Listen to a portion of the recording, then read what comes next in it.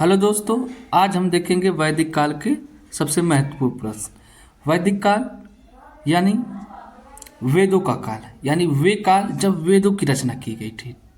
ठीक, वैदिक काल को दो भागों में बांटा गया है। उत्तर वैदिक काल, जिसका सन 1500 ये ईस्वी लिखा गया है, ईसा पूर्व होगा, 1500 ईसा पूर्व से 1000 ईसा पूर्व तक है। दूसरा उत्तर वैदिक काल, जो 1000 ईसा पूर्व से लेकर 600 ईसा पूर्व तक है। ठीक, ऋग्वैदिक काल वे काल है जब ऋग्वेद की रचना की गई थी। ठीक, इसलिए उसको ऋग्वैदिक काल कहा गया। अब आइए इसका पहला क्वेश्चन हम देखते हैं। पहला क्वेश्चन है, आर्यों का मूल निवास स्थान मध्य एशिया को किसने बताया? यानी जो आर्य थे, वैदिक काल में जो लोग रहते थे उनको आर्य कहा जाता था। आर्य कौन होते थे? आज के जो हिंदू समाज है, हिंदू धर्म है, उसी को आर्य कहा गया है। ठीक, ऐसा माना जाता है कि जो आर्य हैं वो विदेशों से आए हैं। कुछ लोग विदेशों से मानते हैं, कुछ लोग मानते हैं कि नहीं, ये देसी हैं, यानी इसी देश के हैं।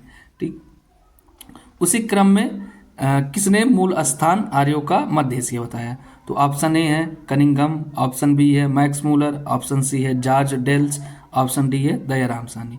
तो इसका सही जवाब होगा option B, Max Muller. Max Muller ने आर्यों का मूल निवास स्थान मध्य एशिया को बताया। ठीक, अब हम अपने दूसरे क्वेश्चन की तरफ चलते हैं। दूसरा क्वेश्चन है, आर्यों की भाषा क्या थी? ए संस्कृत, बी पाली, सी प्राकृतिक, डी हिंदी। तो आर्यों की भाषा क्या थी? आर्यों की भाषा संस्कृत थी।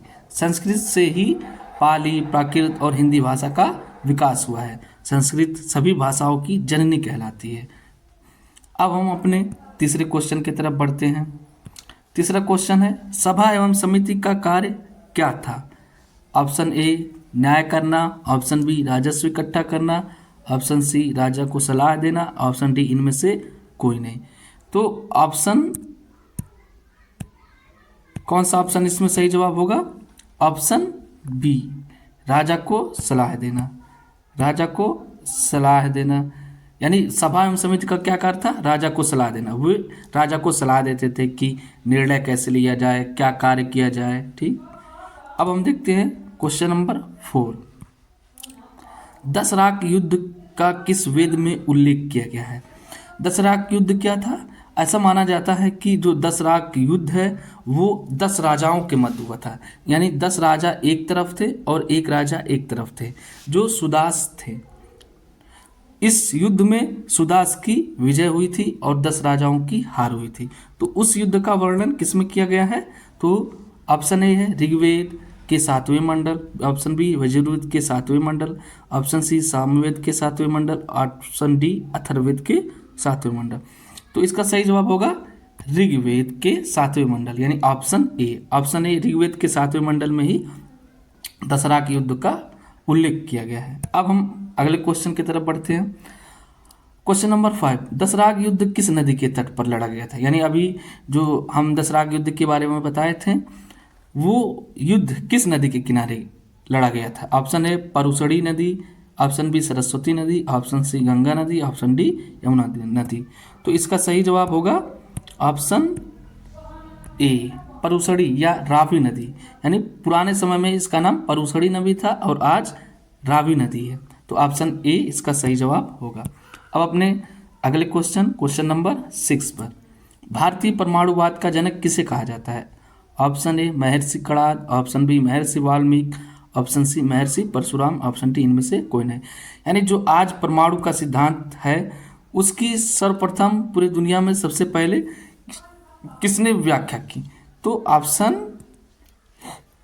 ए, महर्षि कणाद ने ही सर्वप्रथम परमाणुवाद की संकल्पना दी। उन्होंने कहा कि ये सभी तत्वों की एक परमाणु है। ये हो गया। अब हम अपने अगले क्वेश्चन की तरफ बढ़ते हैं। आर्यों के सबसे प्रिय देवता कौन थे? यानी आर्यों के सबसे प्रिय देवता कौन थे? आर्य यानी आज का हिंदू समाज। तो इस पहला ऑप्शन है इंद्र, दूसरा बी, तीसरा अग्नि, चौथा प्रजापति। तो इसका सब सही ऑप्शन क्या होगा? Option A Indra. इंद्र आर्यों के सबसे प्रमुख देवता थे। अब अगले क्वेश्चन की तरफ क्वेश्चन नंबर 8, राजा के राज्याभिषेक के समय कौन सा यज्ञ किया जाता था? यानी राजा का जब राज्याभिषेक होता था तो उस समय कौन सा यज्ञ किया जाता था? ऑप्शन ए राजसूय यज्ञ, ऑप्शन बी ब्रह्म यज्ञ, ऑप्शन सी देव यज्ञ, ऑप्शन डी इनमें से कोई नहीं। तो इसका सही जवाब होगा ऑप्शन ए राजसूय यज्ञ। यानी जब राजा बनने जाता है तो कौन सा यज्ञ किया जाता है? राजसूय यज्ञ। अब अगले क्वेश्चन नंबर 9 की तरफ। उत्तर वैदिक काल में कौन सी मुद्रा की इकाई थी? यानी मुद्रा की इकाई निम्न में से कौन सी थी? ऑप्शन ए निष्क, ऑप्शन बी शतमान, ऑप्शन सी सिरा, ऑप्शन डी ए व बी दोनों। तो इसका सही जवाब क्या होगा? ऑप्शन डी ए व बी दोनों। यानी उत्तर वैदिक काल में निष्क व शतमान दो प्रकार के मुद्रा होते थे। अब अगले क्वेश्चन की तरफ।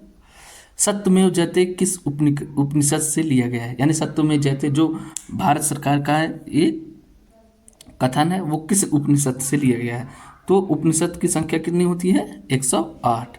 तो इसका ऑप्शन ए है Mundakopanishad, option B Aitareyopanishad, option C Kathopanishad, option D Ishopanishad. तो इसका सही जवाब क्या होगा? मुंडकोपनिषद, यानी ऑप्शन ए इसका सही जवाब होगा। इसी तरह से और वीडियो के लिए हमारे चैनल से जुड़े। यहाँ पर कंप्यूटर से रिलेटेड तथा क्लास 6 से लेकर 12 तक और वन डे एग्ज़ाम की तैयारी की जाती है। धन्यवाद। जय हिंद, जय भारत।